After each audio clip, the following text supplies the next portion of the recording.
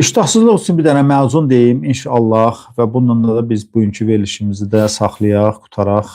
Gələn həftəyə qədər inşallah canımız sağ olsa əgər. Deməli, zəncəfil götürürük 20 qram. Homogenat var, homogenat. Homogenat erkək arıların süfrəsinin şirəsidir. Homogenat götürürük 100 qram.